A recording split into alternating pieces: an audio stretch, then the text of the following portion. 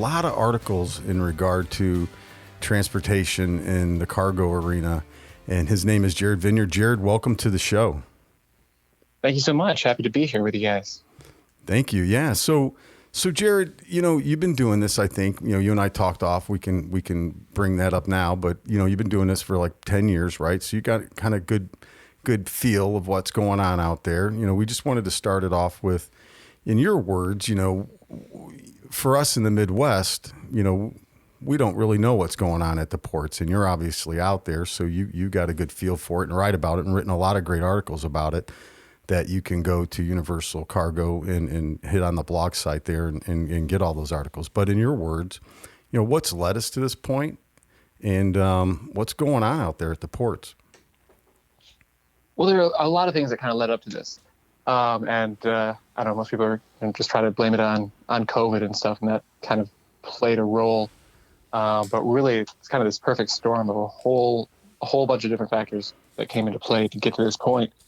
The ports, I don't know, a lot of people think that they're just suddenly right now congested because right now is when, President Biden's jumping in and talking about it, and stuff like that. But it's been literally the entirety of his presidency. The ports have already been congested like this, and they were for months before it. One of the biggest factors that I've gotten into for years is the carriers, the ocean freight carriers that really dominate this industry, shipping goods from China to the U.S. and just countries all over the world, right? Mm-hmm. The competition between them has shrunk and shrunk and shrunk, especially over these last 10 years, this last decade, as I've been writing about it.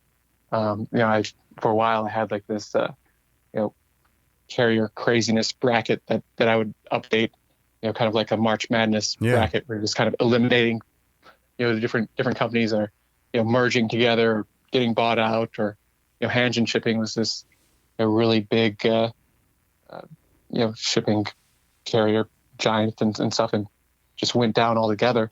But they started like working together in these carrier alliances, to where they'd be sharing ships and stuff like that, and until eventually you got down to just 3 carrier alliances that all of the major carriers belong to, dominating all of international shipping.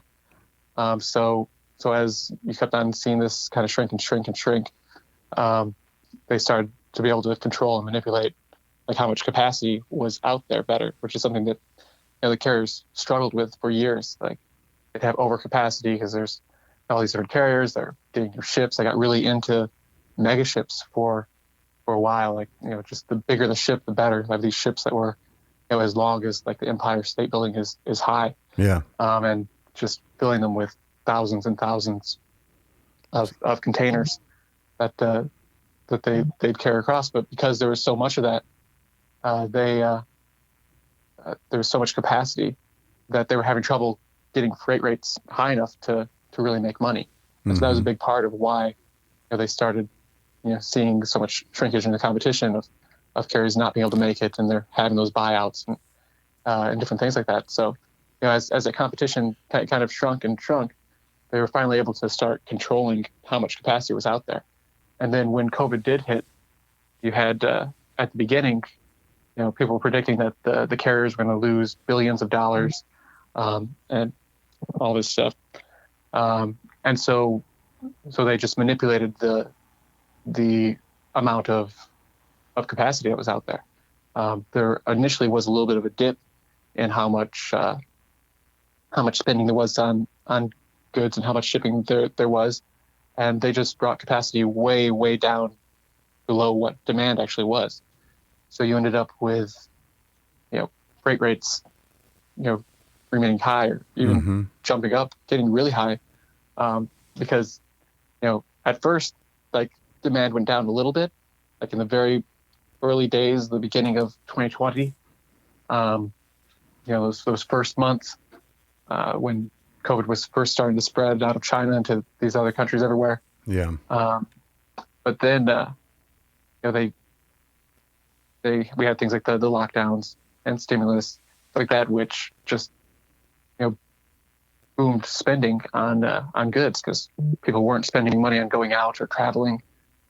They couldn't. So a lot of that money went over into to just buying stuff on Amazon or Right. wherever else, right? So there's like a huge boom in buying of goods. And so, after the carriers had, they'd canceled hundreds and hundreds of sailings to bring down that capacity. Wow. And part of doing that made it to where the shipping containers and supplies and stuff like that, they weren't properly like moved around the world. There weren't enough of them over in Asia to have them ready to ship goods over this way. They started withholding containers from, U.S. exporters, especially agricultural exporters, and started creating this congestion problem. That there's lots and lots of movement that they need to do, and they're moving lots of goods. They didn't always have the equipment that they needed, the containers that they needed, and so things just started becoming really messy really quickly.